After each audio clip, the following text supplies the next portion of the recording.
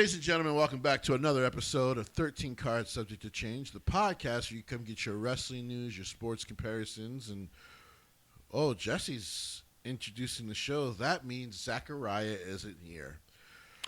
Yeah. Now, the official statement on why Zachariah is not here is he decided to pick up some overtime. That's fine. But the real statement is he's a punk.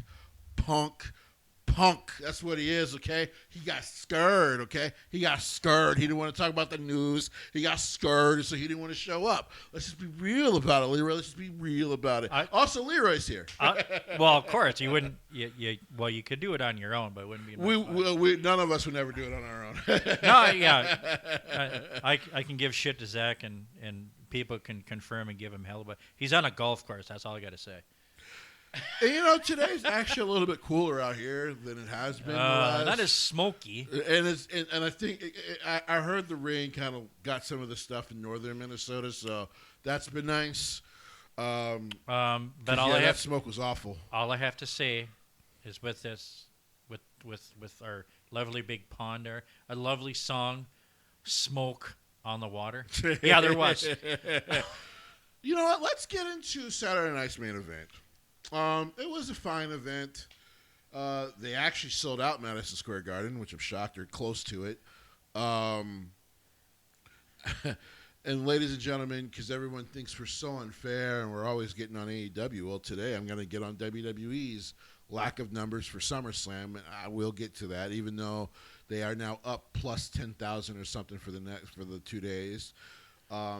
And, I'm not going to confirm I'll be there or not, but maybe some things have changed and maybe I can be there. We'll let people know. You'd be lucky. But Saturday night's main event I thought was a very interesting. It was kind of an up and down show for sure, but I thought it was very interesting of a sideshow to build into SummerSlam. Because interestingly, I didn't realize they were doing this, Leroy. The next day they did a quote-unquote kickoff show. Yeah, they did. Yeah, they did. I got the results up for Saturday night's main event. Yeah, well, let's fly through them really quick. All right, first pre-show they had Laredo Kid from AAA on there. Correct. He did lose to the United States champion Trick Williams. Right. And that was a fun little match at the end. I'm so happy for Laredo Kid to get first of all, the shine up there. It was really cool for him to kind of get on national TV like that.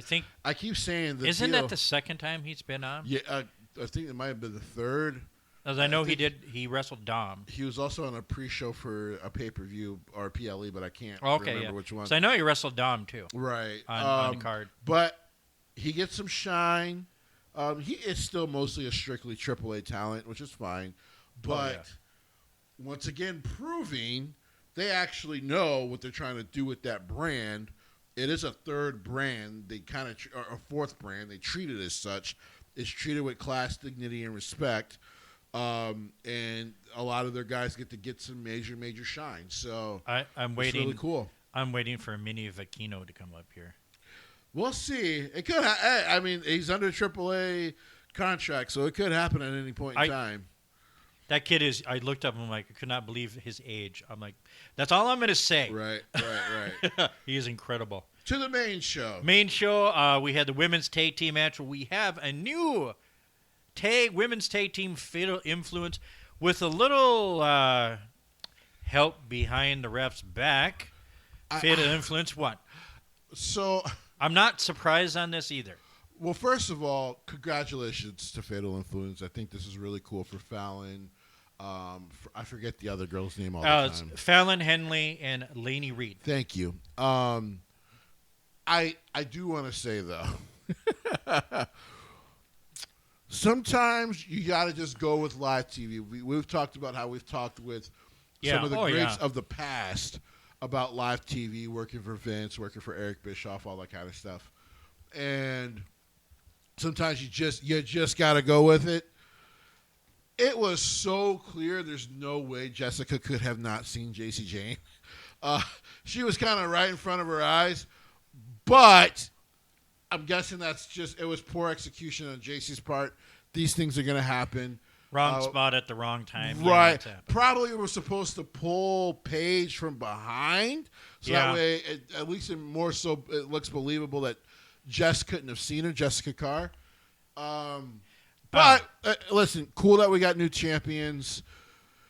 Listen, I think Paige should be able to go on and do some awesome stuff in singles action. I would like to not see the Bella Twins for a while. Well, that might be, and because Davey knows later that Becky was trolling and made a comment and was like, see about this ref, and then Paige goes, Paige kind of agreed. I see where you're coming from. She kind of agreed. So, I mean, is Paige going to be a heel and beat the shit out of Bella? Well, like, I don't know, but like I do know this. Like happen. Watching it, I went, that's kind of poor execution. It's hard not to believe Jessica did not see JC, but if you ask me to throw out that believability for this match, I can do it.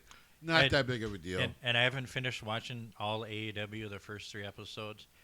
You get a pass today. And I know. But we got the big show next week. But seeing, I know, 300. But seeing some of the refs and how they blatantly didn't see stuff, that's all I got to say about that right now. That's my little teaser for anybody. You have to, episode 300 is next week. Oh, yeah. Next up, there's an interview. Sammy and Gunther interacted backstage and shit about their main event for the end of the night there. But next matchup was the Danhausen and JD no DQ match, where Danhausen gets the win. But as everybody watched on Friday, he had a cage with a cat in it. I'm like, what the heck? And then when he put it in the machine, I'm like, oh shit. Okay. I knew. So number one, we love this. What this happened just because our boy who was here playing basketball and decided to go to the Knicks. Right. Cat. He got a ring. Yeah. That was awesome. They got cat housing. They got cat housing coming up. Well, wow. Number one, New York is the second home to Danhausen now. He's beloved. Well, yes. Along with Cenahausen. Sometimes, as I like to tell people, there's a difference between when you're trying to do stupid fun wrestling and it just seems stupid and hard to explain, and then sometimes it's just fun. And this was just fun. This is just pure. You bring your family. You're going to have a good time. And he's not a guy who really wants all the world title reigns in the world, and the character doesn't need it. But Danhausen is such good pro wrestling fun. Oh yeah. It makes him a lot of money. They sell tickets. I wouldn't be shocked if we don't carry this into SummerSlam, because I would think they want to do something with him on SummerSlam, Danhausen. So yeah, something like that. And it's funny because CM Punk kind of had to fight for Danhausen to get him signed to WWE. And I think they now realize, like, oh, this guy's just a license to print money. He's entertaining. The matches are always fun. He's a great baby face. And as long as, the other wrestlers involved can have some fun with it, it's really fun to do. And if he brings mini Hausens, that's okay, because they're a lot of fun. But I was watching this one guy doing a review of Saturday Night, and either he was not pronouncing people's names right, or he didn't know how to pronounce their name right, because he was like Liz and Dominic. He called him, I can't remember what the hell was, like Dommy. I'm like, huh? And then Gunther, he was Gooter. How the... That's kind of funny. I have no idea why this guy... I was like... I wouldn't know. I'm going to send a message. Hey, you should learn how to say the names correctly before you do this. I listened to probably 4 or 5 major reviewers. That's about it. I don't know where this guy... I don't know where I found this guy. I think it was through Reels or something. It was funny. To some of our closely connected friends when I can. Otherwise, I don't really listen to other reviewers. But I will say this. Danhausen's a lot of fun. I think we're going to get something with him, Kit Wilson, and The Miz probably for SummerSlam. I would assume he has an actual tag team partner by then. But well, he has another guy there too. Woo woo. I'm about to say he could tag with him. And by the way, it doesn't hurt the seriousness of Matt Cardona at all. So, yeah, no, Danhausen is just a license to print money, man. It's great. Yeah. Next match or next thing. Next up, it was Bayley and Lyra Valkyria. Lyra's a psycho bitch. And Bayley defeated Lyra by submission because of referee stoppage. And she made Bayley tap out. I mean, it was after the first Bayley won Lyra because Lyra would not let go. So the referee just killed it. Okay. Number one. Well, no. Lyra won. Lyra won by chokeout. But number one, I don't think Bayley's. I don't know. Then they got it messed up here because it says Bayley defeated Lyra. Yeah, well, that's wrong. No, Bayley got choked out. But then Valkyria Lyra just. Yeah, she snapped. Snapped and beat the fuck out of her. Bayley is not going anywhere. Here's the thing. Shut up, everybody. The contract doesn't expire till well after SummerSlam. So if anything, they're probably going to have another match at SummerSlam. I would think. Because that card isn't completely filled out quite yet. No, and we still have next week Number two, to go over that. The music change is cool. I do like, I kind of like the change of the tone and all that. I think heel Lyra is going to do great work, so I seriously cannot wait. And then also, if I'm being honest, if I'm being fair, yeah. If this feud is Bayley's last one and she does decide to maybe go work in AEW, which after like 7 months she'll regret, because they all do, whether or not they want to admit it. It's going to be one of the coolest things ever because she would have put Lyra in a really good position when she leaves. Now, like I said, the thing with Bayley's contract is so up and down that anyone reporting on it does. I give Sean Ross Sapp this. He finally said, I think late last week, like, you guessing her contract is like you guessing thinking you can win the lottery. You don't fucking know. You have no idea of knowing, and we don't know. Like the Sheamus thing came as a surprise to most people, and when people learned, it was much, much later. So, like, yeah. But her contract doesn't expire until well after SummerSlam. So, and I think Sheamus is more at the end of his career than Bayley is. Well, and I just think the thing with Sheamus was just give him the fucking money, do the fucking Intercontinental Championship thing. And then be done. And then be done. He's already going to go to your Hall of Fame. TKO, man. By the way, this is the shit Endeavor did with some of the UFC fighters, and now we're seeing it in the pro wrestling side. But hey, as I always say, he always can come back. And it has happened. There's no way around it. It can happen. So, but yeah. So I thought this was a lot of fun. I thought this was good for Lyra. Bayley kind of took an ass whooping here. Good shit. Yeah. Then the end of the show, we had the tag match between Gunther and Sammy and Cody and CM Punk, where there was a stipulation put on Friday because Nick Aldis wasn't on there. So we had the intern. No, I'm pretty sure. No, he wasn't on there. I'm pretty sure it was Nick Aldis. Well, no, he put the stipulation, but he wasn't on there Friday. Okay, because I was pretty certain that. Yeah, he put on the stipulation that. Yeah, like if they won, they would both be. If Sammy and Gunther won, they would be. It would be a fatal four-way. In the fatal four-way, and then if not, it'd be just straight out there. Right. But. It was looking like it was going to happen that way. Well, then Nick Aldis came out because Gunther hit Cody with the belt. And then Nick Aldis grabbed the belt. Well, after he pulled out the ref, first ref. Well, he pulled out the ref, which so he didn't get a 3 count. Then, as Gunther's shouting at him, he hits Gunther with the belt. And then Gunther gets hit with a GTS. Nick puts Robinson that was out there. Nick puts Charles back in the ring, counts to 3. Mm-hmm. It's still a one-on-one match. And then the little interaction, I don't think it was meant to happen, but when CM Punk took his belt and kind of whipped it on his shoulder and he smacked Cody in the face with it. Regardless if it meant to happen or not, I think it was meant to happen. It was very well played. I think the story between them has been very good. I think we're getting closer to Homelander Cody. I'm gonna be honest. I would not be shocked if Cody turned heel and took this title back. You think it'll be that? I think he'll turn heel and take the title back, which actually breathes so much life into SmackDown at that point. Because, so here's the interesting thing. So we're gonna talk about Roman and Seth next, which basically was Roman came out with Jalen Brunson, the GOAT of New York, one's up for Jalen Brunson, who, by the way, did have a left wrist surgery. He'll be healthy by the start of the season. And then the Knicks will repeat. Let's go Knicks. The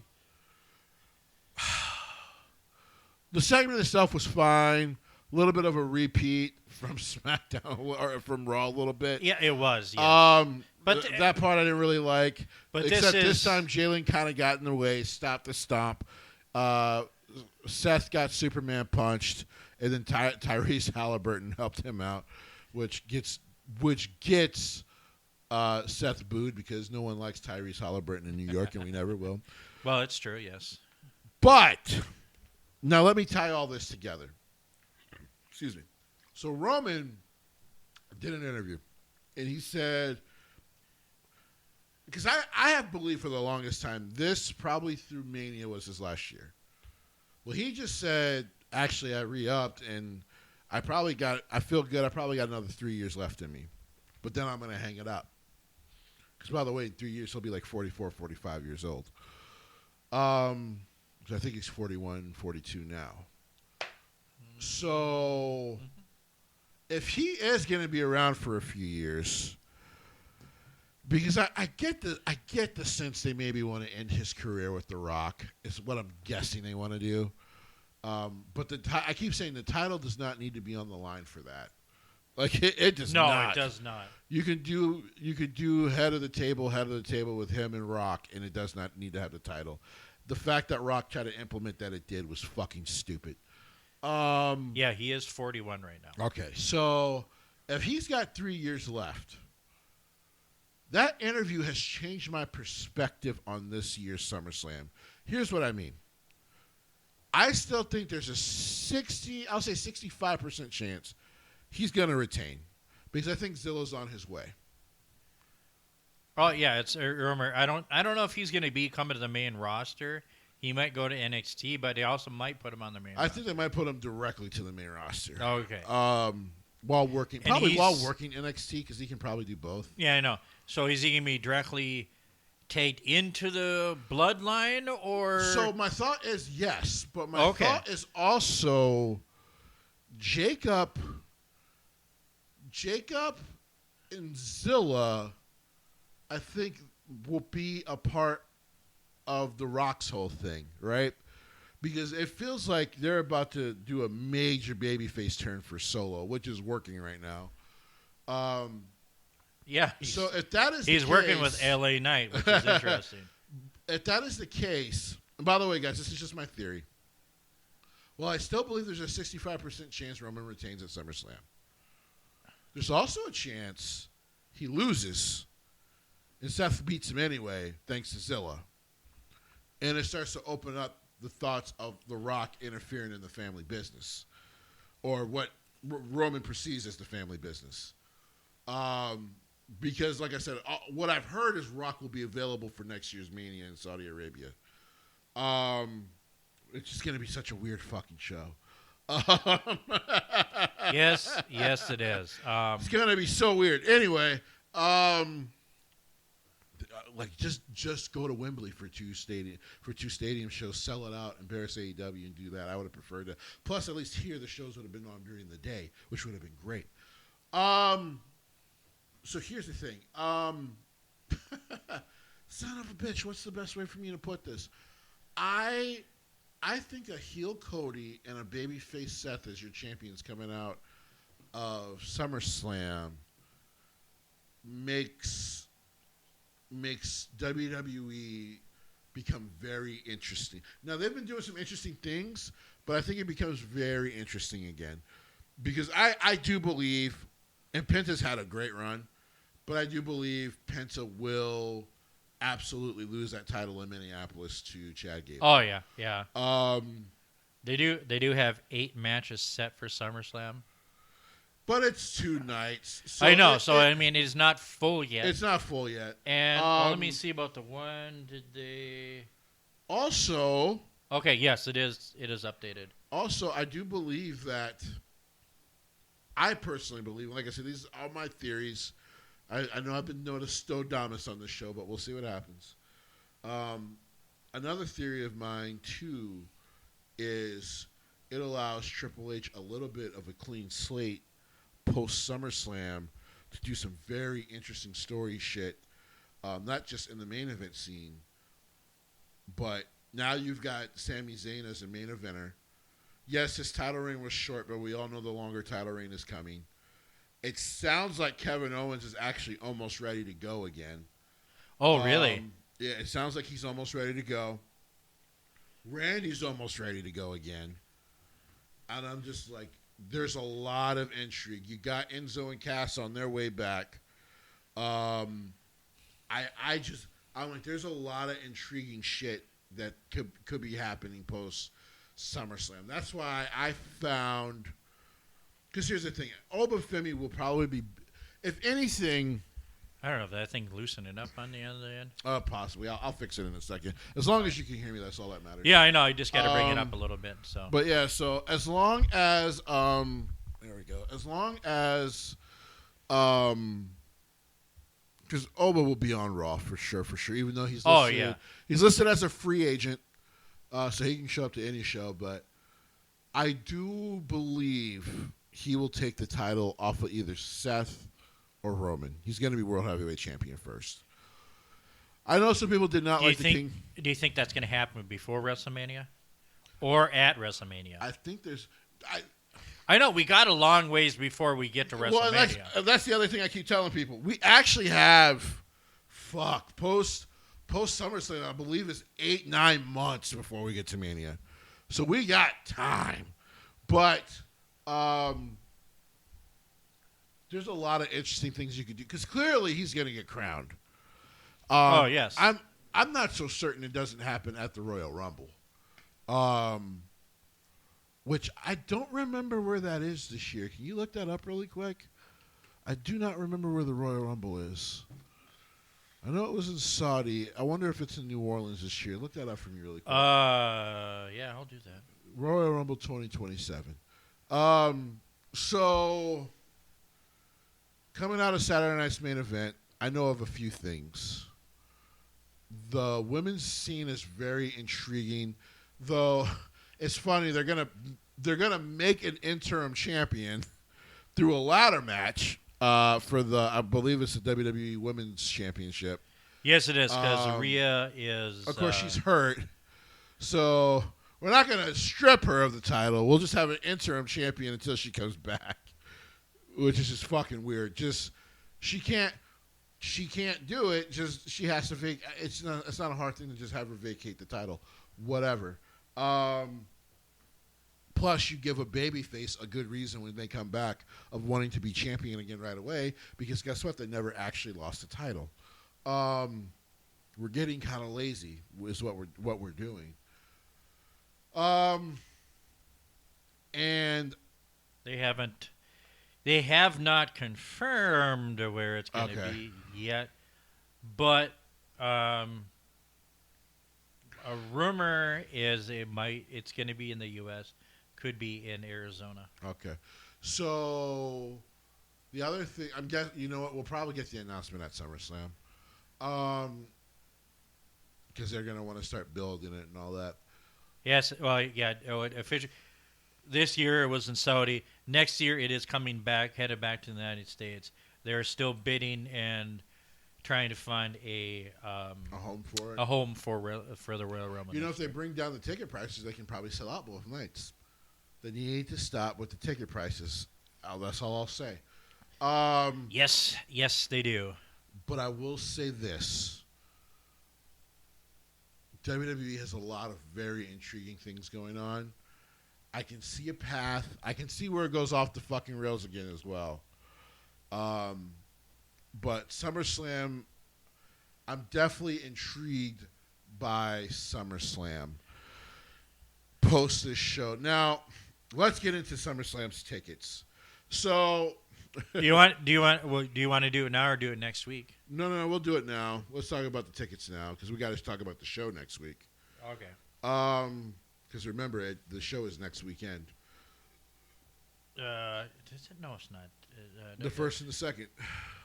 Okay, yeah, we got one more. Yeah, next Monday is our show, our pre-show before SummerSlam, and we talked about too the pre-show, and it's on the network. Check it out.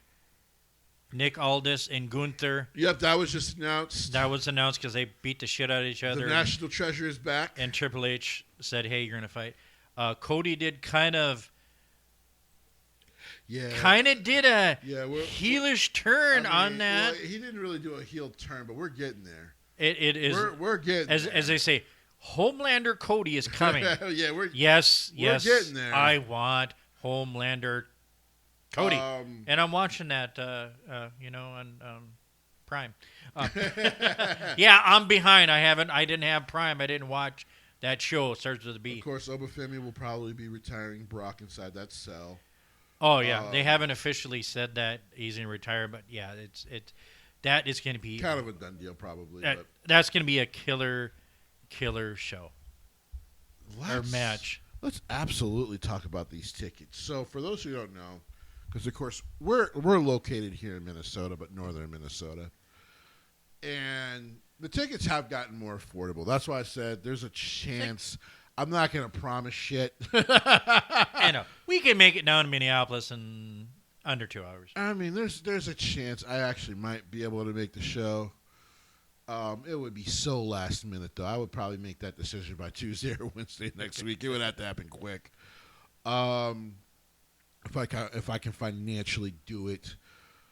And if that's the case and you guys are going, trust me, I'll post a video on our stuff, and you guys can come visit me, come say what's up, and take some photos. But regardless, WWE's ticket prices have been fucking absurd. Them not being able to sell half the stadium to this point for both nights is embarrassing. I don't care how big the setup is for the SummerSlam stage. That's fucking embarrassing. For those who don't know, the stadium itself fits close to 73,000, which means if you have seats on the floor, depending on your design for your event, you could probably do close to 80,000 plus in that stadium. Leroy has been to that stadium. It's very beautiful. It's beautiful. It's beautiful. Unfortunately, recently the Vikings have not done enough winning in that stadium. That's a different conversation. But yeah, right. It's a gorgeous stadium nonetheless. This is fun. I went on to one of the ticket places where you can buy many of the numerous big tickets. They do not have a seating chart available for the event for it, but you can get tickets. $32 is the cheapest. $51 for in its general admission. Where are you looking at? TickPick. Yeah, I'm gonna say it. I also have StubHub. I haven't. And I see, and I have a habit of looking at all of them just to see. I mean, it is still affordable. Less than $100, you can get a ticket. It's going to cost you over $100. You're going to get a ticket. You're going to be up farther. You're not going to see it. But if they do broadcast, because on one side, not where the big windows can open up, right. On the opposite side has a big ass screen. Right. If they're going to use that and utilize that, no matter where you're sitting in that ring, in that stadium, you're going to see shit. It's beautiful. It's gorgeous. Yeah, I know. I love this. looking up ticket prices. But yeah, I mean, it's bad. That you're pricing out families, as we said it before. They're pricing out families because I can't afford to go do it. StubHub's for the 2 nights is fucking insane right now. Oh, really? Yeah, it's bad. Let me see that. StubHub to do both is still kind of bad. If you're looking at one night, it doesn't look too bad. You get $38. That's a little higher up, but that ain't too bad. Man, that ain't bad at all. Oh, see, no. Well, that's interesting. They actually have something there. Yes, you can get 55. Why is it so much for that? Way up there. I don't know. Some of these prices are weird, where they haven't. Wow. Do people sell their tickets on this one too? They can. And that's what I'm guessing, because there's people. There are different spots where it should be a lot more than it is, and you're spending less. You know. I'm not gonna lie. Some of the one-night prices ain't that bad. I guess if I get my car fixed, there's a good chance, guys, I will be announcing by Wednesday that I'm going. Because I mean, really, if you do it night by night, it's cheaper than trying to get the combined 2 price. $226 for one seat, for a couple seats. I just found a couple on StubHub for each night. There's one I'll show you. I found a couple that you can buy. You can get it for like stadium, so you know more than I. Still have not been to US Bank Stadium, so I'm gonna just show this to Leroy live here. What is your thoughts on? Well, see, they don't have. Oh, okay. So it's higher up. But what I saw and stuff, they don't have the. Because it says 315. Is that higher up? That looks like that's higher up. 315 is higher up. But the bad part about this is they have it set up. Okay, yeah, they have it set up for that. Okay, yeah, they do have the ring. I've seen a couple that are, if you're up in the 300s, that's up in the top. Right, okay. You know, so that ain't bad. No, I found some that were on the floor towards the back on one side for like $89. But up in the first row, first rim, that's just above floor level for grass level from the football. I mean, you can find some decent ones right there. And that's but you're not going to have a bad view from there. Even if this section 121 looks pretty damn good, and that's $84. That ain't bad. Yeah, but we will see. I mean, it's still this close to SummerSlam, and now we're getting. There's a much better ticket prices now. Yeah, and we shouldn't have to wait that long. But that's what I'm getting at. And that's where I want to kick WWE's ass a little bit, right? But do we want to kick WWE's ass? And by WWE, I mean TKO. That's fucking ridiculous. Endeavor was doing that shit for years. They priced out most of the UFC fans. It was one thing when those prices were that high in Las Vegas. Like, okay, you know, people will win money in Vegas. They'll win like 40 G's and be like, let's go to an event because I just won 40 G's. Okay, that makes some sense. You can go blow some money. But, like, when you were trying to sell these tickets, like some of those floor tickets had to be like $7,000 much earlier on. That's egregious. That's egregious. Basically, you're trying to sell those tickets. Some of them were like $10,000. Like, these idiots are so into, like, celebrity culture instead of letting it just come to them. right? The reason more celebrities started showing up when it was just Stephanie running the company was because the company was hot. And people wanted to be there. It was cool to be a WWE fan again. You can go to the shows, and people were fucking excited. Celebrities were watching from home, posting about it, because the product was hot. They wanted to be in the know about it. The product ain't hot no more. Now you're just outpricing fans. So as we've talked about before, when it comes to AEW, where they get killed on the ticket pricing thing, it's your ticket prices are affordable. There's no doubt. Like I said, I looked at the one for Minneapolis that was last year. It was like fucking $25 for close to a floor seat. Me and you could have went easily if we didn't have other things going on. Yeah. And this year, by the way, they are coming back to Minnesota. I don't know if you're going to go. I definitely want to try to make it down there. For what one? For AEW. They're supposed to be back down in November. I probably will. Yeah. I won't go to Ticketmaster. Ticketmaster is still $75 a ticket. Funny enough, though, Ticketmaster, as far as WWE, has had the best offer for the 2-dayers. Oh, really? Yeah. The 2-dayers, like, I found one in the middle row, and it's only like, it was like $275. Oh, that's bad. And that's why I'm like, my PayPal thing actually allows me to just pay it off. And I'm like, I think I might do it because, like, that's not too bad. I can pay that off in fucking 6 months. Yeah. But what I'm getting at is this. Even for AEW, right? So the tickets are a little bit higher for All In Wembley. But they're going to have less people. And where I kill AEW is, I'm like, you just don't have enough fan support to think you're going to do certain things all the time.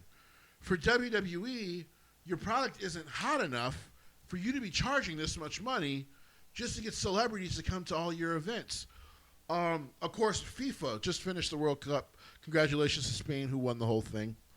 But FIFA just did the World Cup. Now, FIFA's World Cup prices have been, I'll be honest, for everyone who knows, they've been fucking out of hand the last 3 or 4 cups. Even when they were in the UAE, it was, football fans were like, it's so high priced, it's kind of stupid. It was easier for European fans to travel there than it was probably for, American fans and all that to travel to the UAE, but that's fine. I mean, the sport is only now getting more popular in America. Zach can disagree with me. But once again, Stodamus is usually right, so it is what it is. But the problem is you cannot keep outpricing your fan base. So, as I tell people, when you go to Raw and SmackDown tickets, when they initially announce the show, they're initially way too fucking high. And then you wait like a week before the show, it's super affordable. You wouldn't have to do that if you just had the affordable prices to fucking begin with. Mm-hmm. Well, I said the capacity for the stadium is more. Yeah, so that's why I'm killing. It's way more. Their setup, the setup for what they have in there, is going to be for $31,264. That's their current setup. For Saturday right now, it's reporting, and this was just done on the 20th. Just now. For Saturday, they got 27,270. Right. So they're close to doing a sellout for first night. Right. It increased. Let's see, it jumped up almost 5,000 tickets in the last 4 days with the reduced prices. Right. So, I mean, I can't remember what the capacity for the stadium is. 72,837. Well, thank you. Yeah. So I've looked at it a few times. Okay. Because I wanted, like I said, I have to do this to TKO. I would like to throw this out there to people again, business-wise. So for those who don't know, business-wise, WWE can get out their side of the TKO deal. I will explain this again. They couldn't do it for a couple years, and they have to give up some things, but they keep all their TV deals because that's all them. All their naming rights deals, all that. Yeah. But I believe they have to leave they have to give TKO, $450 million to get out the deal. So, listen, I keep saying there's a chance, depending, right? And I'm guessing Stephanie was just like, I don't even want to deal with this shit. But if there was somebody interested in buying just WWE at some point, like if I won the lottery, the two lotteries right now are combined $1.4 billion. Hey, we can own a company. To get into WWE share, you would to really become a competitor, even try to start buying the company, you would have to at least put down $20 million in shares alone, just to be a competitor. And then you can kind of get into the minutia of the business, and then you can kind of start discussing things with their business. Because say if I was an investor like that, right? We were an investor like that. I would be like, you guys have to get out the TKO business. At least, like, for me, if I'm a CEO running that company, you know, and I'm doing the best with this as I can, and we're growing more and more. But if I was in charge of WWE, the first thing I would do is to be like, we need to make a plan about how we're going to make money to get the fuck out of this deal. They are not good for business. If that means I also have to, unfortunately, let a guy like Nick Khan go, it is what it is. This deal is not working anymore. It's just not working anymore because the wrestling side of it isn't that bad. Wrestling fans bitch about everything under the sun, but the wrestling side of WWE isn't bad at all. Sometimes, yes, they don't have a lot of wrestling on shows. Guess what? In the Vince era, they sometimes didn't have a lot of wrestling on shows. So, like, Vince hated wrestling. So, like, you're bitching about it now, but you didn't want to bitch about it back then. I'm not trying to hear from you. Goodbye. Plus, New Japan and all that has been around forever. They do mostly pure wrestling. If you fucking cared that much about it, you would be like Dave Meltzer and you would go find it. I'm not trying to hear that shit. And that's the other thing. So, like, you have to you would if you become an investor who wants to become the major owner of WWE, you got to find a way to get out the TKO deal because it's hurting you. It's hurting your fan base. Politically, it's not fucking helping you at all. Because they have some of your most popular people and the guy who writes the content showing up to support probably the most hated president of all time. You just got to get the fuck out the deal. You have to. Because this shit has to stop. Where you got to wait 2 weeks before an event to go get tickets just because now they're a little bit more affordable for you. That's stupid. That's fucking ridiculous. It can't continue. I still remember, and when we went to Raw, WWE was on this uptick. But yes, before then, because like I had told them, I had been to some Raws and stuff when it was cheap. I think the last SmackDown I went to, when it was just me and a couple buddies, we had really good seats in the Target Center for like $50 a person. Like, it was nothing. It was, but the 20 teams was bad for WWE. So, yeah, it's easy for Vince to sell you family price tickets and all that for those who bought those tickets because no one was going to fucking go otherwise. No one was going to. I tell people all the time, he used to lie about why he fucking had to black out the hard camera area. It's because no one would buy the fucking tickets. And so they just made sure to focus on those cameras never looking over in that area. It was fucking embarrassing. You got to get out this deal. They are not helpful to your business right now. And they hurt your creative constantly. So yeah, it's looking like for both nights, it's looking like they got about 27. Yeah. For both nights, which is good, as people say as well. You can put up to 30. The way they have it set up, you can put up 30 to. They'll somehow get to the 30, probably. They probably will. They'll probably get last-minute people like me, if I can get my car fixed enough, to be like, fuck it, I'll go. But, actually, because I'll already be down there on Friday for my rock show, for my metal show. So actually, it would probably benefit me to make that decision because then I could just stay the whole weekend. There you go. But I will say this. The last-minute pricing thing. So the NFL, as NFL fans, we kill the NFL all the time because during the season, I'm sure you looked at it for the Viking tickets. It's fucking egregious. It is fucking egregious for a single game. Yes, ticket. it is. Preseason. Go to it. It's Preseason, awesome. like $30. Get some of the best seats ever. Why are you going up like 400% for tickets for the regular season? That's insane. I got in the middle bowl area for preseason for the Vikings. Yeah. That was beautiful. Yeah. It's so even our most popular sport here, and we, by the way, as fans, we've been getting on their asses for years about this. Because the thing is also like a part of the problem in FIFA, some of the Europeans have said it, and especially the Englishmen have said it, and it's real. Like, at some point, because everyone keeps paying these high prices, we can't keep bitching because you keep paying the prices. If you don't pay them and nobody shows up, then they have no choice but to lower the prices. Yeah, but so what's happening with the Twins? Nobody's showing up, and they're still doing shit. And the tickets are cheap. Well, no one wants to support that family right now.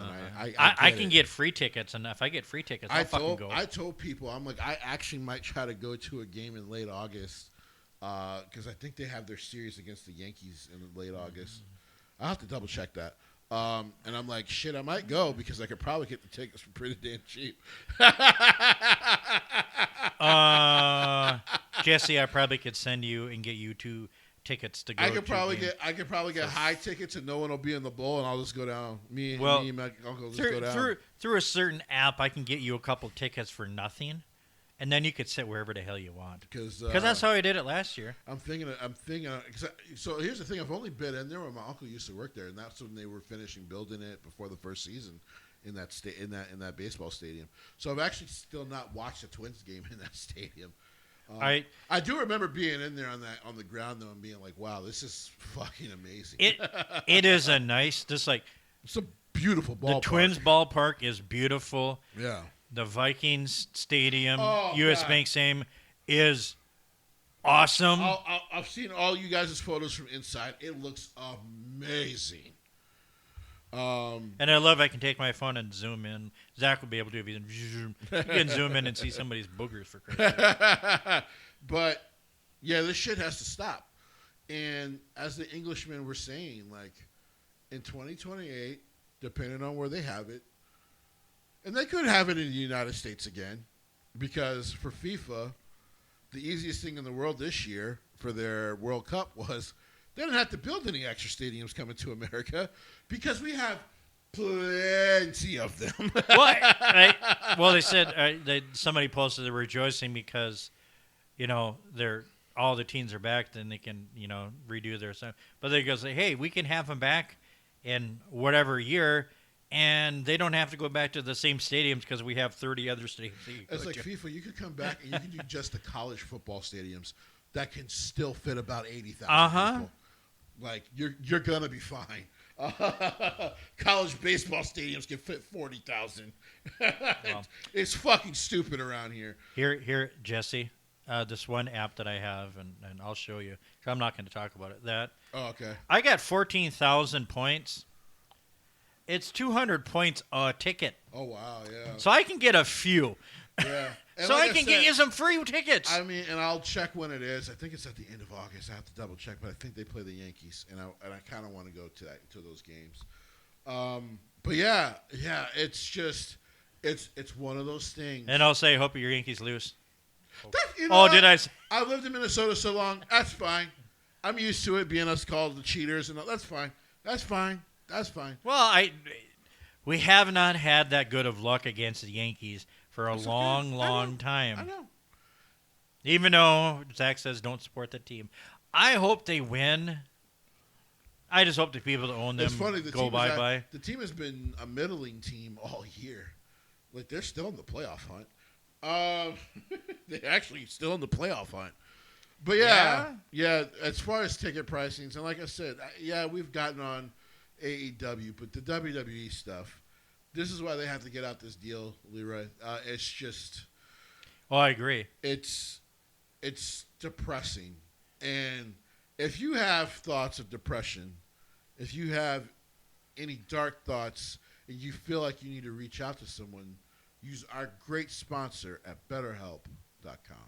Also, I want to shout out a couple more sponsors. You're actually going to see this on the YouTubes in the near future, probably starting with this video and the other videos we have. NordVPN. We will have the links. Go and subscribe to NordVPN. Protect your data. Protect your privacy. And sometimes, it's a little easier to maybe want to just watch WWE on Netflix when you're in Laos or Canada. And I would like to give my endorsement of that because I did go on and get the NordVPN for a 2-year deal. I paid it in one lump sum. That's what you do. But it evens out where you get 27 months. So it's a year and 3 months. You get add up for this one that Correct. I got. It works out to about $4 a month you're paying for protection. And as I said, if you know how to do with VPNs, you know what you can do with it. But $4 a month, it's an excellent deal. It's a great price. I have had no issues. I enjoy it. I have it on a couple different devices. I get added a couple more. Also, I said if you do have a PS5 and do some gaming, Correct. If you can do that, you get a little more added boost Correct. in speed on some of your games like that. So it's really Correct. great. So, hey, if you're a video game guy like me, get it. If you're a wrestling guy like me, get it. It's great. And also, I'm a dad. I can protect my kids. That's right. On their phones and their devices because they like going online doing that stuff. That's right. It's good. And then we'll have some more too. So the other two is Syrian syrup. Let me talk about this great sponsor with you guys really quickly. So Syrian syrup, if you're a coffee person, and Leroy, I always need a good coffee. We're getting older, brother. Well, I mean, you're as old as molasses, but I'm getting older. No, I'm older than molasses. Remember, you would be older than molasses. Because we were making that. You were making it when you were born. With some guy, with 3 letters, And so I always used to love a good syrup from a gas station when I would go get my coffee from there. Mm-hmm. Well, Syrian Syrups is a great company where you can just order your kind of syrup and use it right in the comfort of your own home. We will be posting the link below to all of our stuff for Syrian Syrups, including the code Jessie30. That code, again, is Jessie30. Now, what that code allows you to do, because these syrups cost about $10 a pop, sometimes a little less. But with Syrian 30, you can buy one for $10 or attempt to buy one for $10. And with that 30% off, you're going to pay $6.50. And you're also going to be supporting the show. So once again, that is Syrian Syrup, I believe SyrianSyrup.com, and use code Jessie30. Also, we're going to be posting a link about ProMead. ProMead is for bath. It's for home decor. Now, I'm not going to get into it right now, but I will be posting, he will be posting an ad. You'll hear it at the end of the show this week about ProMead. For all around the world, you're talking about great bedding, great stuff for your health. I also do have a code for that. Go get in on ProMead, and thank you to every single sponsor that we have, including locally Handmade Mama? Handmade Mamas. Handmade Mama. Go to the site. She is very active. Now, we don't have a code for her, but go to the site. She's very active. Go get your stuff made. She also just got some new stuff in, so she can produce more at a faster quality. Go support Miss Kayla at Handmade Mama. I will also try to make sure we put that link below as well. And we can't forget, I know it's hot. It's in the summer. And sometimes you don't want a little heat, but sometimes you do need a little heat, which our good friend Al with Haitian Temptation hot sauce. My son loves it. He's a weird kid. He's a teenager. He loves hot sauce. Right. Every single day there, even in the hottest summer. Right. He will love it. All natural. You can read all the ingredients on the bottle. He has his Amazon store up there. We love it. We have it. We eat it all the time. Correct. And also it is available at some local businesses in the Duluth Superior area also. Correct. So, hey, if you do see it on the table when you go somewhere, put a little bit on your stuff there. I mean, it's definitely worth it. And because it's all natural, as a fighter himself, it's actually good for you. Definitely. So it's not just about the heat, it's about the flavor and the fact that it's actually good for you. So Haitian Heat, we will also be putting those links below. All right. Do you have your order still up here on the computer? For your syrup. Oh, yeah. So like I was telling people, I see it up here.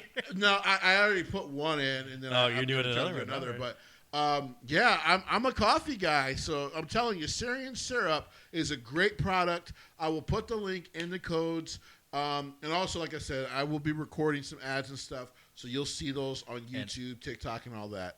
I will be getting some too because the syrup looks love delicious. I love the syrup. I cannot wait. I will share with. I cannot wait. Hopefully, get some of my family to buy some of this stuff. It's the syrup. And by the way, the syrup company is actually a natural company, so you're actually getting natural stuff. And I cannot wait to try this for everyone and share it with you guys.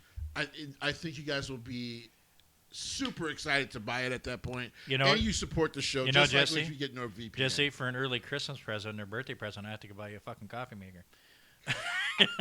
Because you said you don't have one. Yeah, right now what I have is just the old school. You make it in the pot, but... And make it in the pot, what, on the stove? Yeah. Oh, you're going old school, old school. Old school. All right, well, hey, if we can go to really old school, I used to do it on open fire. But I'll have a coffee maker. That's the other thing. I will be ordering myself a coffee maker this weekend, which I'm excited to do because it's a hybrid coffee / cappuccino one, and it was under $80, and I cannot wait. I have a coffee. I have a coffee pot, and then I also have the one cup Keurig. Ooh. Oh, I love that, man. Ooh. My son does too. Okay. He shouldn't be drinking a lot of coffee, but I'll get him syrup. Young kids. Even when I was in high school, I remember kids drinking coffee, and I'm like, why? I'm like, I have all the natural energy in the world to get up at 5 a.m. and be up all day. My kid, he liked the flavor. I'm guessing a lot of kids do. For me, I didn't start drinking coffee till like after college, especially when I started working overnights. I needed it. My daughter thinks it's gross. How can you drink that stuff? I said, I drink it straight with nothing in it. How can you do that? I don't know. I just can't. When you start to hit your 30s and your 40s and all that. And when you get like 55 million billion years old. I'm still trying to figure that out. You lose your natural childlike energy. So coffee is first of all, it's actually a great diuretic. So it's actually good for you when made right. And yeah, I have no problem with that. It's just a natural booster. It's the nectar. As they say, the nectar of the god. Well, some would say that's Mountain Dew. Some would say that's Coca-Cola. Coffee. They don't pay me, so it's neither of them. All I right, know, coffee. A-E-Dub. Now, he gets a pass this week on doing the 3 episodes. He's going to do it on the big episode next week. The plan is to be live next week, everyone, so... Look out Tuesday and Wednesday. I'm going to try to post the... We're going to go live? I think I should have my camera in and everything and my lights, so we should be able to go live. If I don't have the camera and the lights, I don't know if we will, which will be upsetting. But I think I should have it all in next week. Okay, and then I got to remember my makeup with me so I can put some makeup on. So I look pretty. But I believe it should all be in on Sunday, so I should have everything set up next Sunday. Okay, now... I have the results up here for Dynamite if you want to talk about them. So we're just going to go through this quickly because it's not me and Zach debating because you don't actually watch the show yet. You will. You'll be catching up, good sir. As a matter of fact, since I should have some extra loot coming through, you're going to be kind of screwed because I'm going to get my HBO Max back, right?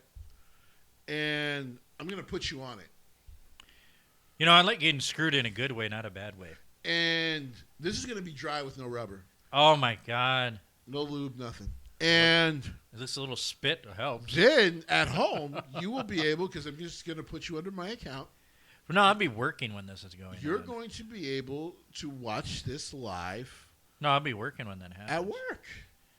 I have something better to do. I mean... Like, take care of garbage. You're going to listen from work. Yeah. Live. On my phone. Yeah. Yeah, all right. I will stomach through it.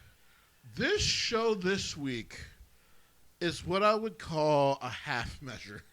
A half measure.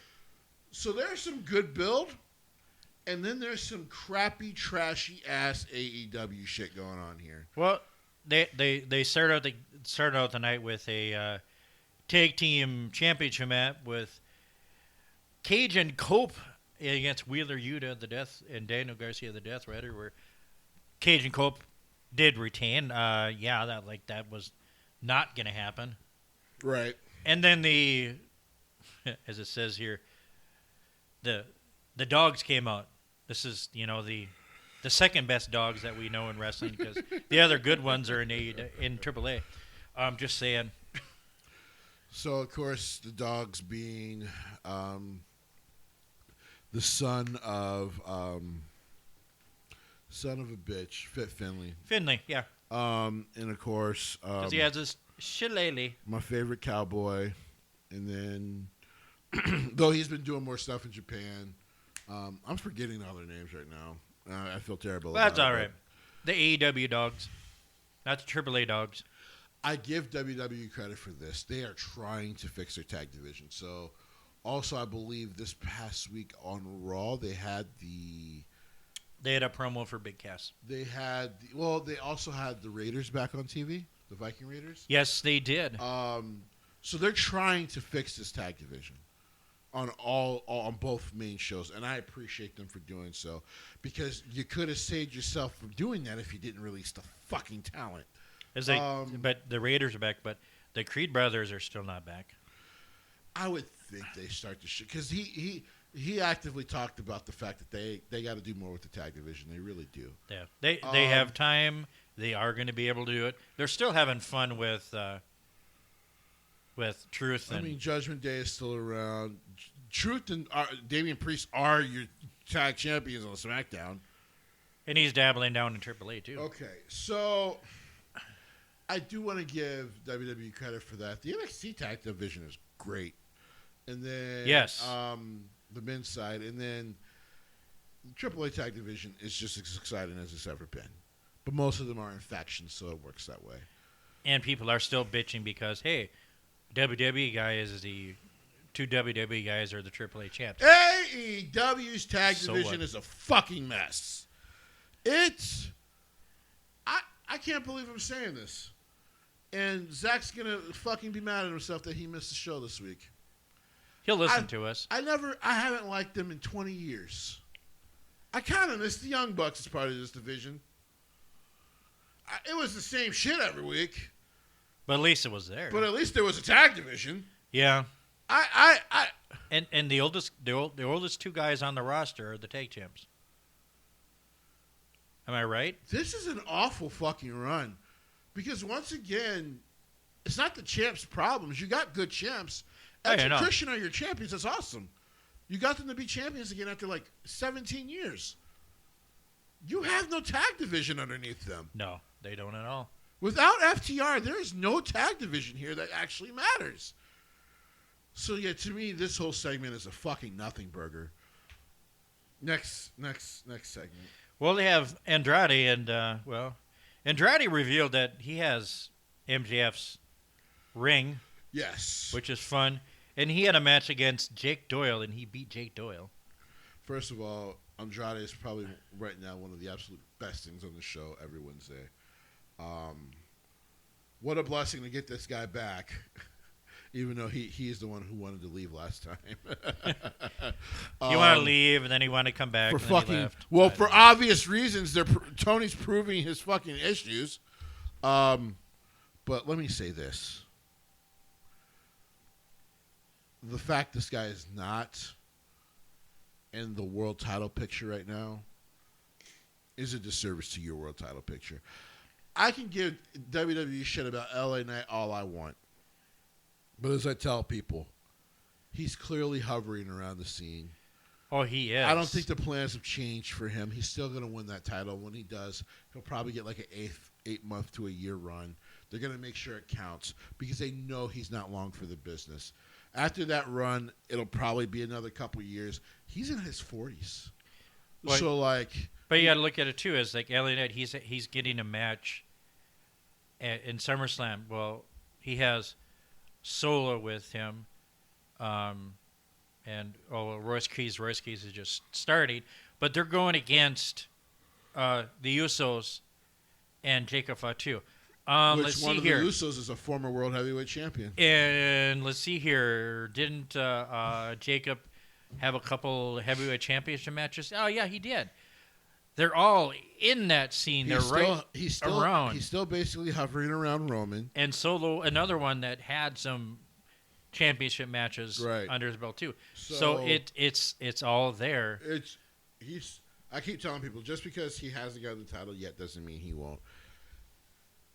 I get it. I used to be in you guys' shoes when it came to Bray Wyatt, and then he was the last champion to be under the age of 30 for WWE. So he was 28 when he won the title. And we're going to have two possibles that are going to be younger win that belt. One, Obafemi. Well, Obafemi's two, be like 25, but yeah. Two, Braun Breaker. It is going to happen. It is going to happen. And yes, people are trying to go off the fact that there's a rumor he's unhappy with his creative. Braun Breaker is going to be a champion. The only thing with his creative right now, he's been hurt twice in major stories. So they're just trying to make sure, because it seems like Triple H really loves this vision thing. He just wants it to work. Well, I think with nothing against Braun, but he has so much fucking energy in him. He's some kind of times he lets it all out at once. And Bronson Reed is on his way back, so you could scale it back. But also, Braun has two Hall of Famers in his ear. His daddy and his uncle. Right. Because he moves like his daddy, looks like his daddy a little bit, but then moves like his uncle and sounds like his uncle. Sounds like his uncle. That's crazy. But let me be clear. That's not Andrade. That's not Andrade, and it's frustrating because with MJF off of TV, he's probably... Now, for me personally, it's still Kenny, because Kenny still will always grab my attention, but it's still Andrade at number 2. Andrade is one of the best things they do on TV week to week, but he's not doing anything important. Next segment. All right, next it was the AEW World Heavyweight Champion, Kenny Omega, celebrating. He had the Young Bucks out there. They retired the Burberry belt. Yep. And he got the original belt back. Will Ospreay came out there, of course, because they're trying to set up for his match, in Wembley, and all that. But then, as I said here, Kevin Knight comes out and interrupts. Why?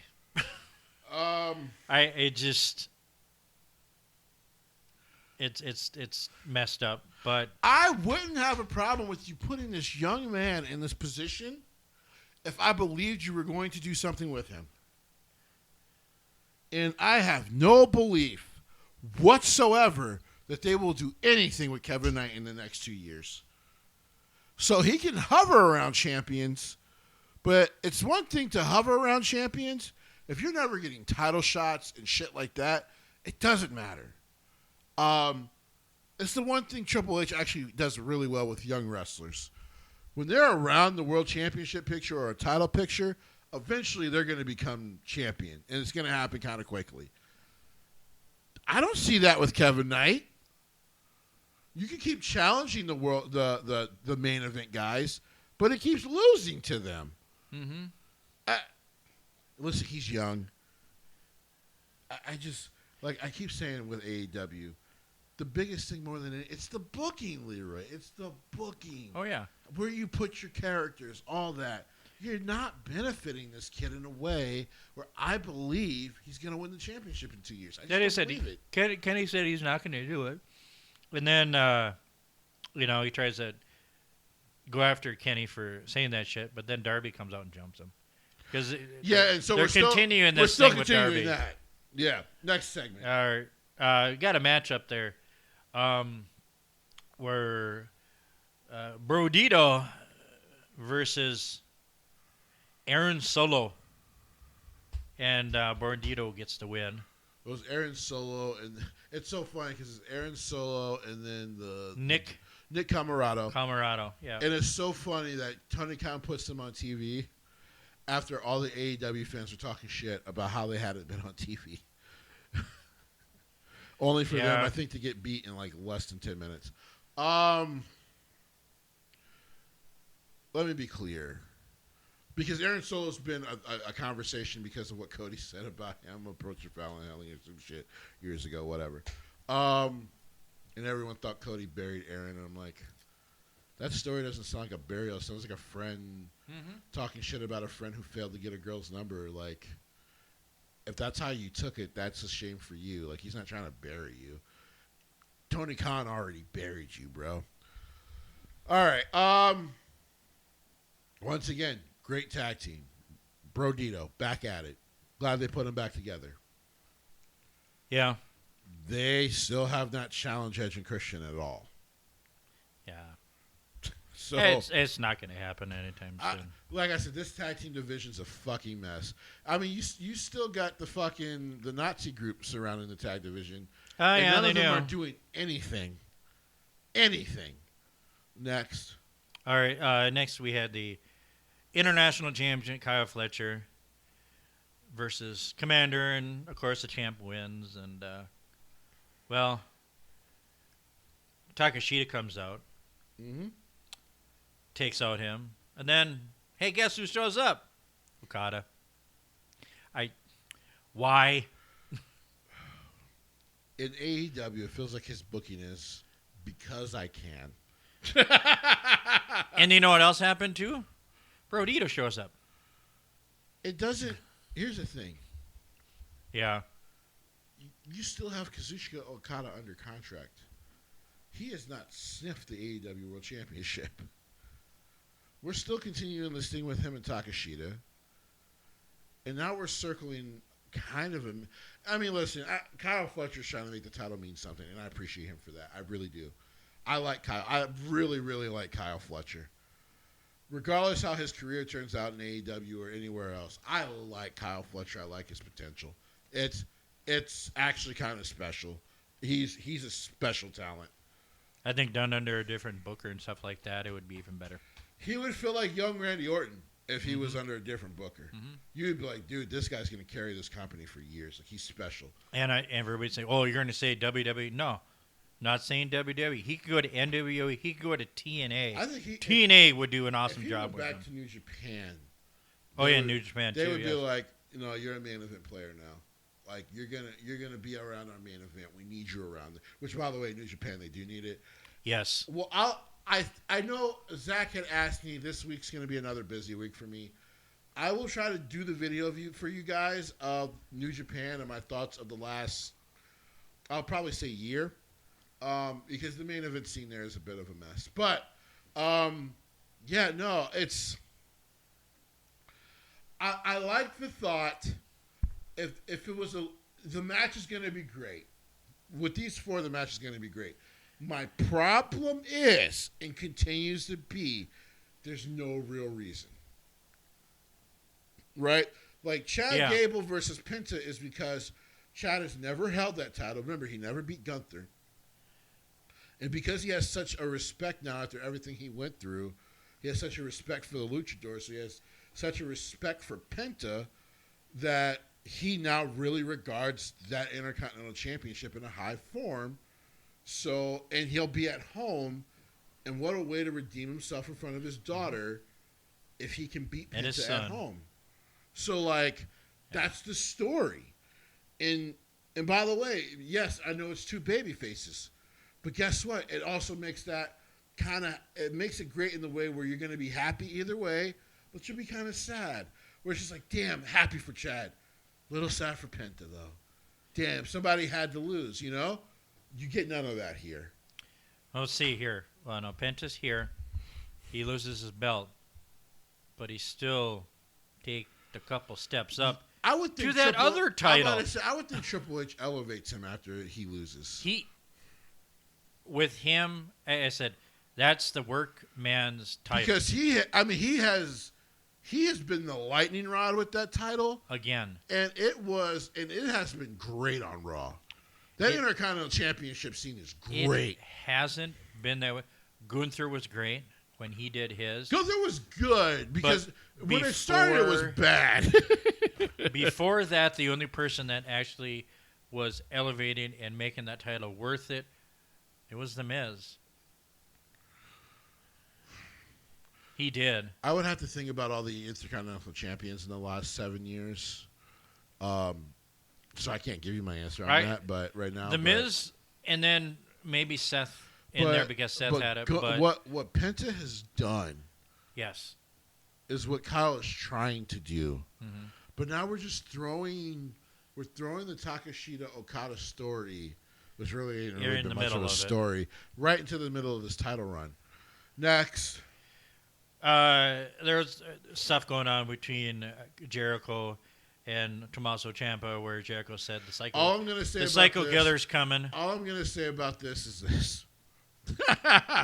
And just when you thought Jericho and Tommaso was doing something cool and Tommaso graduated from Jericho, the Jericho Vortex comes in and he's bringing back a character no one fucking cares about, which is the Painkiller or whatever, the Painmaker. No one gives a shit, man. No one gives a shit. Yeah. But that's what we're getting at All In. So better start giving a shit. But Ciampa, he did something on Collision in his hometown where nobody watches. Yeah. Who gives a fuck? Next. We had Darby getting the win over Brian Cage. That's messed up. Let me say this. We love you, Brian Cage. Even his beard. He still got his beard? I'm happy. Yeah. He grew out all his facial hair and head hair. I'm happy for Brian to be back, to be healthy. He still looks like $1 million, but his character ain't worth $1 million. Mm-hmm. Who gives a shit? So he lost to Darby. Okay. Yeah, and then Kyle Fletcher challenges Bandito to a match at Redemption. Okay. Why? They're in between big shows. And listen, Saturday Night's Main Event has not had a great track record since they brought it back.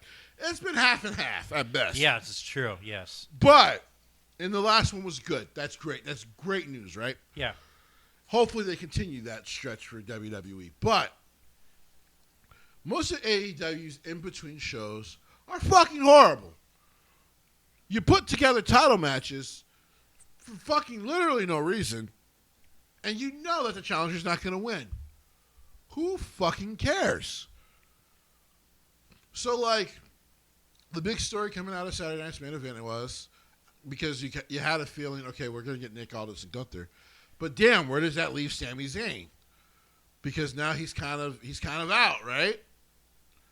Which I don't think is that big of a deal, right? Because he's still around the scene. Might he get involved at SummerSlam? There's a good possibility. We don't know. But that's the intriguing part. Because he's still around the scene, right? Oh, yeah. Even though he had the title for a short time, he has a legitimate gripe. He hates CM Punk. So there's a thought, like, not only does Cody turn heel, but, you know, maybe Sami Zayn will cost CM Punk at SummerSlam. You don't get that here. It's just... No. Oh, you talked some shit about me last week, so I want to kick your ass. So I'm gonna give you a title shot that we know he's not gonna fucking win, because we already know it's probably gonna be. I said the Fatal 4, but the triple threat with you, Takeshita, and Okada. By the way, from all accounts, all still a part of the damn Don Callis family. Yep, like, they are. What the fuck are we doing? Inner family squabbling. Jesus save me from this booking. What the fuck are we doing? It's not even a family. It's just a really large like, in New Japan, it is well known that for a while we had kind of 4 major ones. We had Suzuki-gun, Bullet Club, we had Chaos, and then we had, son of a bitch. I'm forgetting the last one. It was another really major one. Los Ignobles in Japan. Yes. And the thing was, right? The thing was, is that the faction members sometimes would go off and do their own things. And sometimes they would fight each other for certain things. But they were always a part of the faction. And New Japan booked it in ways where you always knew, well, the leader's still the leader. He still kind of got the youngins back. Like, even when, like, Tetsuya would get challenged by one of his underlings, like Evil, at the time, he was like, all right, well, you know what? You stepped it to the plate. Let's do the match. It was always built on a respect thing. But Tetsuya's like, win or lose, I'm still a leader.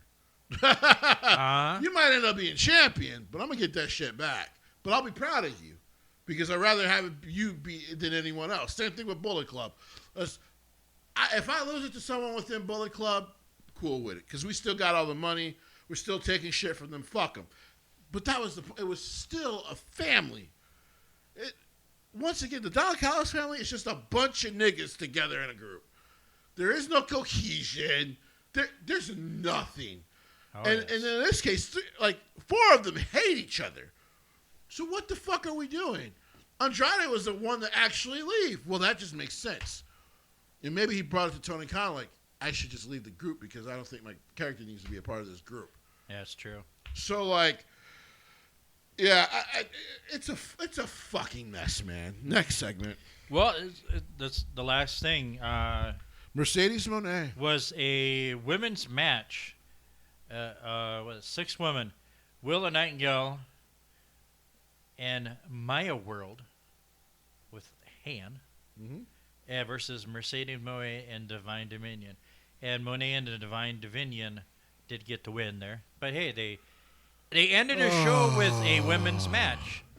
Thank God. I'm surprised. Thank God for Thekla, Julia, and Sky Blue. This women's division is fucking awful. This women's division is trash right now.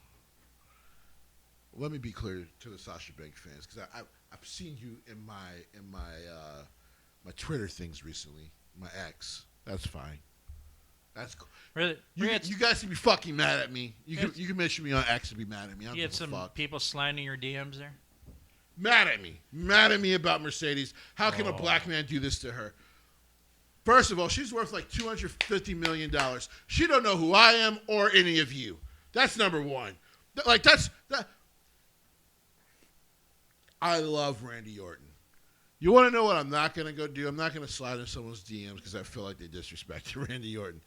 The nigga don't even know who I am. I'm just not going to do it. It's not worth my time. And he wouldn't even give a fuck, even if he knew, right? So that's number one. Number two,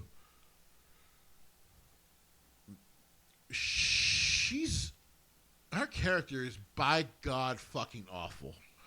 It is JR talking about barbecue sauce in the middle of a tag match trash. It's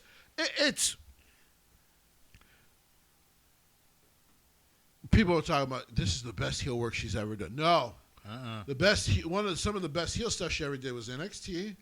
Yes. And then she came back with the blue hair in WWE. That was great fucking heel work. Oh God, yes. This is awful. This is boring. And I gotta say this to people. Oh, by the way, really quick, Willow wasted. Unfortunately, she's a wasted character. Like I said, she comes on TV. I'm happy to see her. She's a great wrestler. She got a fucking fantastic promo almost every time. Loses again. Now she didn't get pinned. To be fair, she didn't get pinned. Yeah, but it's just like this is the young lady who should be out there fighting Thekla. Why are we wasting our fucking time with Mercedes Moné? You need to build some challengers for Thekla. Right now, you've got Thekla and the other two in Stardom doing shit because you have no fucking opponents for her in AEW. Now, listen, Julia Hart's been it's been fantastic watching her development. And Sky Blues, they have been fucking great. The group's great.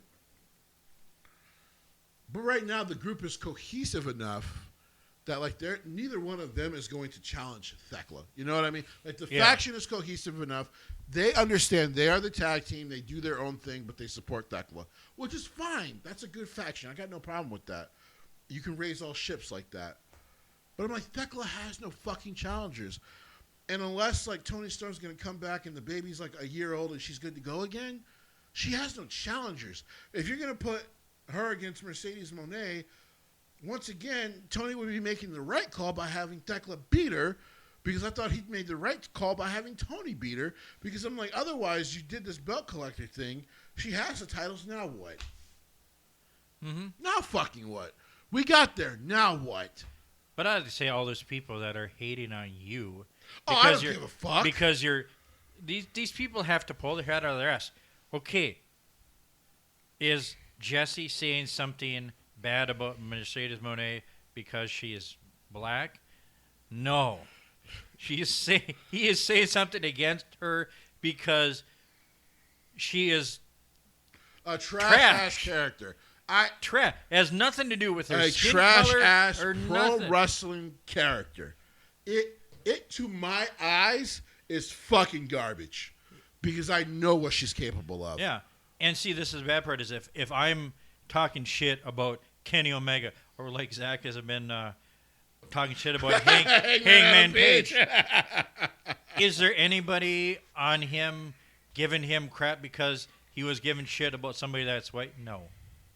Well, regardless if they're in my DMs about her being black or just her fans Who cares? Because there's been like 4 of them. I'm gonna stand by what I've said, because I'll post some stuff about us, and I'll make comments about the storylines of Mercedes, and so some of them have like, well, first of all, thank you for following me, I appreciate that. But number 2, to be so pissed because you don't like my opinion, well, that's just tough shit. And by the way, let me be clear, the ratings and the attendance is on my side. Yes. So you can be a blind fan. That's fine. I get mad about it because I know she's capable of great things. This is not good.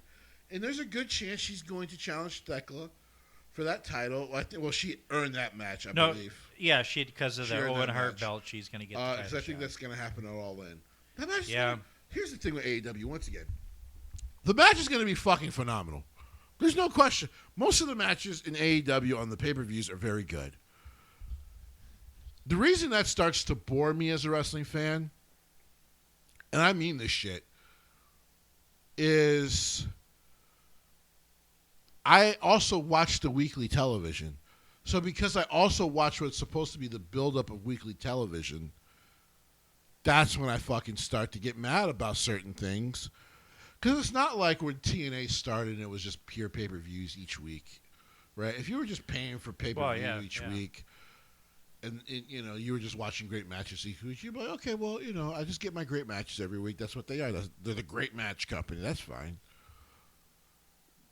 But they're supposed to be, they were sitting there talking about how they wanted to compete with the number 1 company in the world. And I pick 4 other companies ahead of AEW if I didn't have to watch it every week. Yeah. Like, I would prefer to watch 4 other companies than AEW every week, because I'm like, every now and then, it just pisses me off. Like, why? So we do a 6 lady. The heels cheat to win is what it is. That's fine. The match was okay. We do a beatdown at the end on Willow. Why?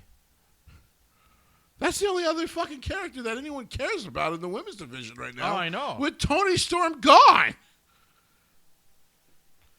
Do you know what kind of reaction Chris Statlander gets? Fucking minor. You would think she's a 20-year-old wrestler on their TV when she shows up now. Golf claps for like Statlander. This is what bad booking does to great characters. So, yeah, Redemption comes up next week. Who gives a shit? You don't have to talk about that card. We can talk about it next week. And then, of course, All In is after SummerSlam. Yeah. You got to... We can go off because Collision was just a continuation of whatever. No question. But I want to give your thoughts. You've been watching NXT lately, right? Yeah. Okay. I've been caught up on it. You know, there's a certain person that has a championship belt in there. She's the Evolve champion. Our former favorite... Lady Luck. Nikki Lyons there. Yeah, Nikita Lyons beat Lady Luck. She did win, but I'm that's great. It's great. She was on... Nikita was on the LF, whatever, the Legends and Future... LFG on AEW, or on AMC. ANW. There was an AMC, isn't it? ANW is what the channel is called. And whatever. But they had it on there. I have watched her. We know how she was before. I think she has improved greatly.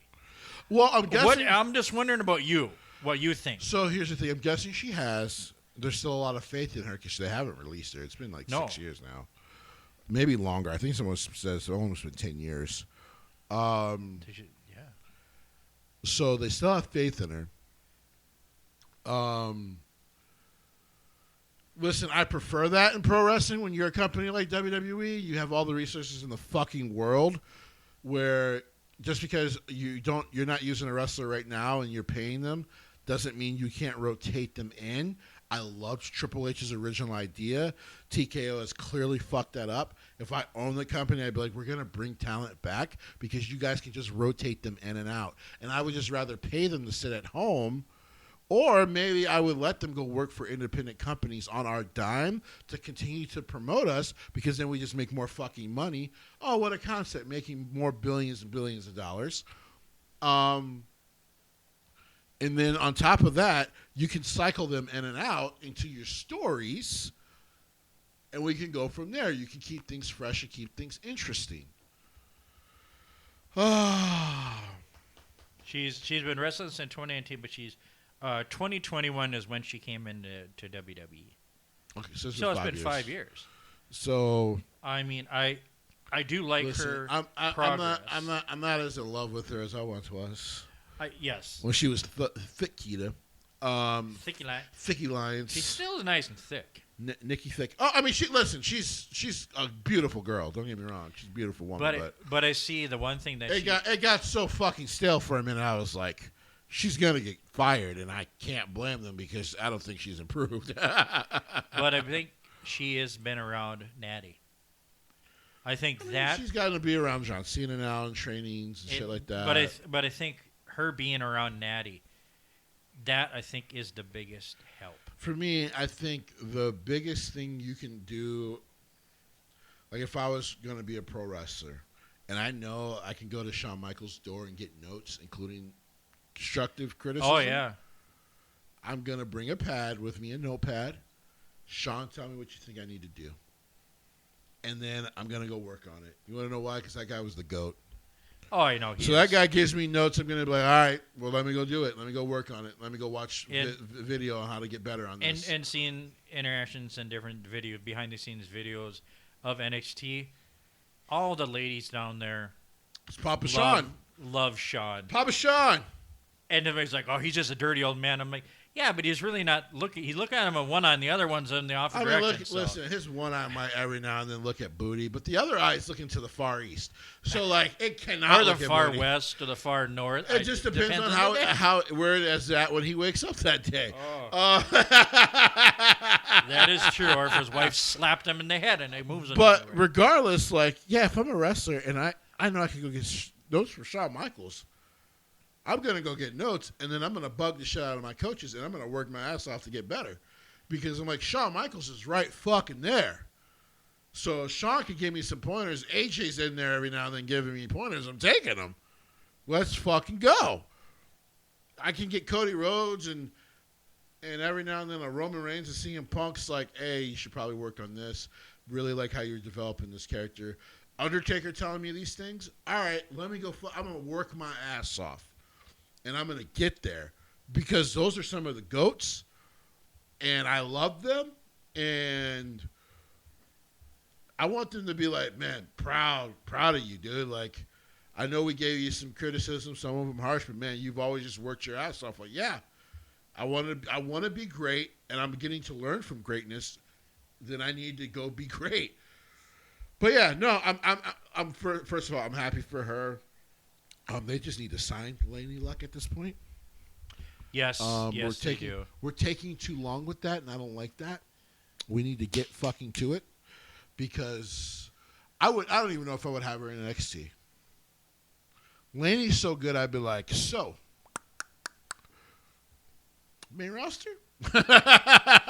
Yeah, I would love that, but yeah, they are going to put her in NXT. I think they are going to put her in NXT, which is fine because she is learning how to work in front of the camera like they do, and that's well. And I know she just came back to Evolve TV like a couple weeks ago. Yeah, and has been doing some stuff. I'm like, listen, and she's great. And by the way, she's been wrestling around here. She's a very beloved character for Evolve right now. Awesome.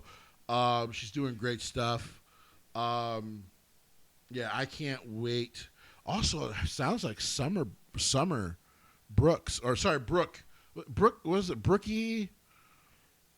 The other blonde that we used to see at MAW. She got a WWE tryout recently. Yeah, I think so. I don't know. I can't remember who, but yes, I believe so. We've had a few gals. Or is it Brittany Brooks? Is it Brittany Brooks? We have to look that up. I have to look it up, but I heard she was really liked in the tryouts as well. I mean, listen, the female talent out there right now, WWE, please sign Sierra, yes. is fucking insane. I hope New Japan, please sign Sierra. I hope that Lanie is like, gets to know Sean really well and say, Sean, buddy, got this gal that I work up north there in Minnesota, Wisconsin, everything. Know that area. Clearly, they don't listen to my emails because I've sent a few of them. You gotta get this woman in. I've seen a few of them. It just, somebody needs to pick up Sierra at this point. That's true. Sierra's great. Yeah, but yeah, it's first of all, I do want to say, regardless if I go or not, I'm going to try to go. SummerSlam looks very interesting. It's starting to shape up. They would have to announce a few more matches tonight and they Friday. Probably will.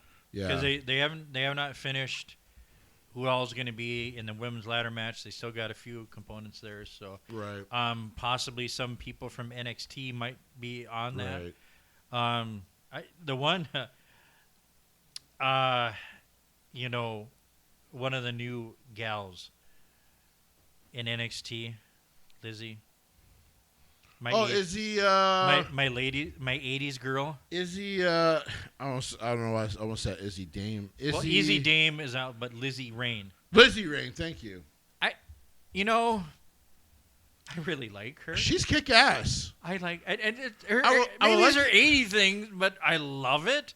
I would like to see her do a bit more. I know they got her on a story right now, but well, she was one of the women, one of the four to be to go to take Zarya's in a North American Championship. She was in the Fatal 4 with that. So I mean, she's boy, the Zarya shining that bitch. Oh my God! I'm like, listen. I'm not wishing nothing ill on Rhea Ripley, but I need you to stay healthy because Zarya's coming and we all want that feud. Zarya looks special in that bitch. Yeah, I love her coming out. I like Lizzie. I can't wait till she gets up there. Sol Ruka has shined on the main roster. Oh, I know. People do forget she's Women's Intercontinental Champion. To be fair, that's not her fault. They haven't really played with that division much in a moment. I think he'll get back to it post SummerSlam because he's had Raquel in that division now, and Becky Lynch could always pop the fuck back up, and so could because I believe she's still contracted. So could CM Punk's wife. Yeah. We'll see. But, yeah, Zarya is going to be special on the main roster. There's just no doubt about it. Well, yeah, Zarya. And the good thing for her is that unlike Rhea, who had to deal with a couple years of Vince, she has to deal with no years of Vince. Yes. Fucking holding her back and shit. And I say this all the time, and I'll say it again. Out of the men's down there, Tony D, give him props. No. Tony D deserves all the credit in the world because I thought, I'm like, at best, if he gets to the main roster, he's just going to be a mid-card guy. He's not. He's elevated his game. Listen, The Rock will not be in NXT for very long. He volunteered to go. He's learning to work TV.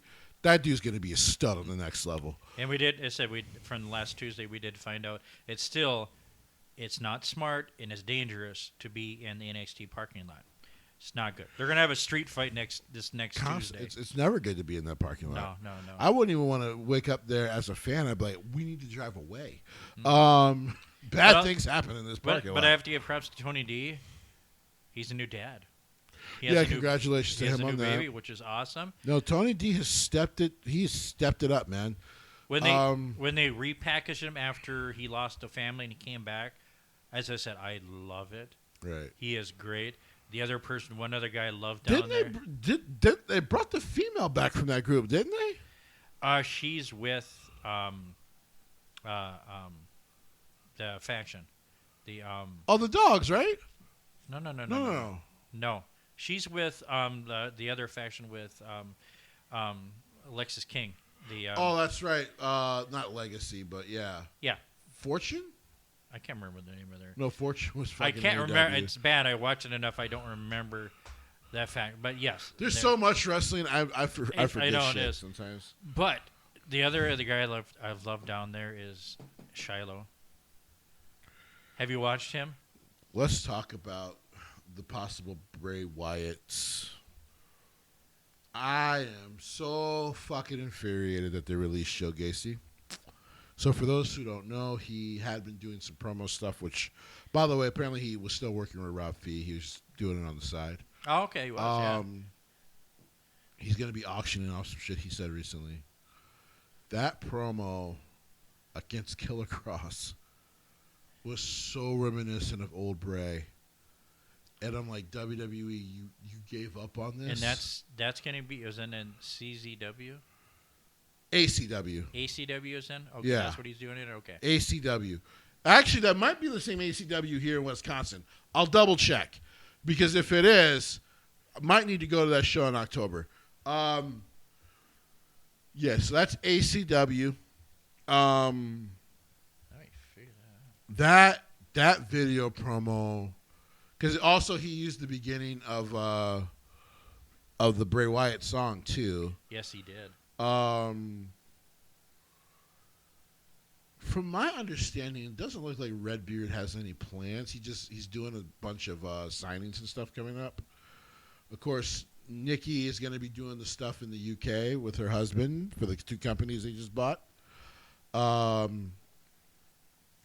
word on what Dexter might do. Maybe he'll go back to TNA. And then there's really been no word about what Taylor wants to do. Like, no word whatsoever. So, I don't know. It just makes me sad. I mean, it was awesome to see, but it truly makes me sad that I saw that promo by Joe Gacy, and I'm like, yeah, this is supposed to be WWE was supposed to be doing this. This was supposed to be the guy leading the group, kind of the new Bray here. He fits the mold so fucking perfectly, and then we just let him go. I don't get it. I don't get it, man. Well, he is. Let's see here. He is going to be in Nashville, and he's going. Joe Gacy is going as. Where is it? I went by him. Joseph Sawyer. He's using. Correct. He's going to be in Nashville, so that's his first one coming off. Oh, the ACW shows in Nashville? No, that's one of that's a different one. I'm saying. But yeah, so that was just upsetting. But it was awesome to see. It really was. He's phenomenal. There's another guy they need to bring back is Killer Kross and his wife. Because WWE, while they're doing good things, they still lack characters that really can grip you and really make you think week to week. Yeah, ACW. So Killer Kross. That's Killer Kross and ACW, which doesn't say when that's going to be. It's October something, but yeah. Yeah, ACW is Mischief Night 2 event in October. Where is that at? I don't know. ACW. Well, I got to find out what ACW is. So, yeah, before we get out of here, guys, so next week is the big 300. Like I said, look for the announcements. I should have all the stuff for us to go live. Zach will be back. We're going to preview SummerSlam. I won't have an announcement if I'm going to SummerSlam or not until Wednesday, so it won't be on the show next Monday, unfortunately. But first of all, thank you guys. Now, I was not here for the first, what was it? You guys did how many shows without me? Oh, I would have to look back. We had a few. And then I've been a part of the rest up to now 300. That's coming up. The reason also I want to go live is because I want you all to be a part of that show. We want you guys to all be a part of that show. I'm gonna say it twice. I'm gonna say it slowly because I want you guys to send in your emails, your questions. So subject to change. SUBJECTTWOCHANGE.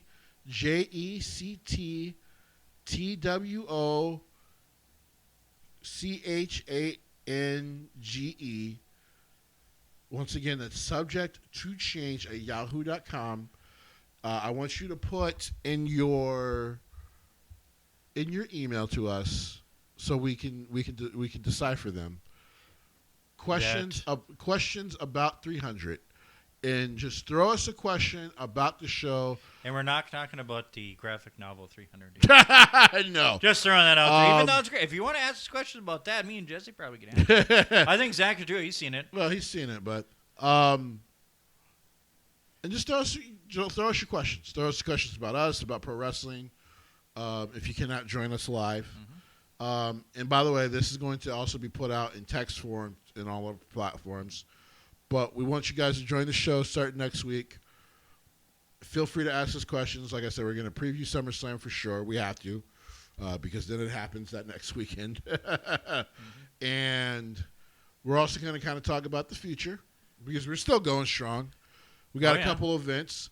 Number one, we will be at ExcaliburCon here in Duluth, August 15th and 16th. The 15th, it sounds like it could just be me. I haven't talked to Leroy here yet. Oh. Doesn't sound like Zach's going to be there. Oh, no, I already got that fixed. Okay. I talked to our boss. Oh, okay. Saying, hey, we need some time off. He's like, oh. And Zach was asking about it. He was like, yeah, Leroy already talked about that already. So okay, cool. I'm going to put the days off. I'm going to be there.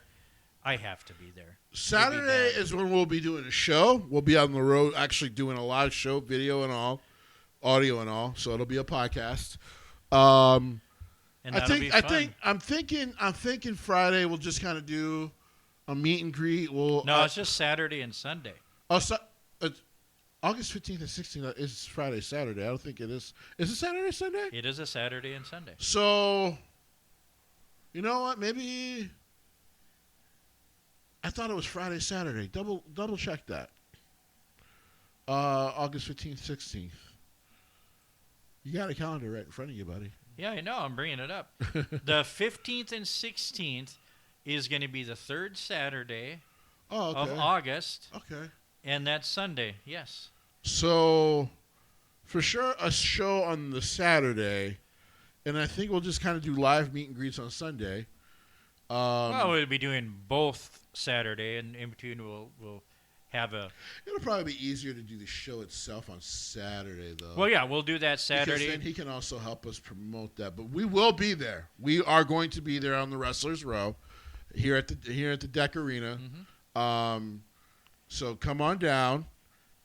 Sunday we'll probably also be live and doing stuff, but just feel free to come and meet.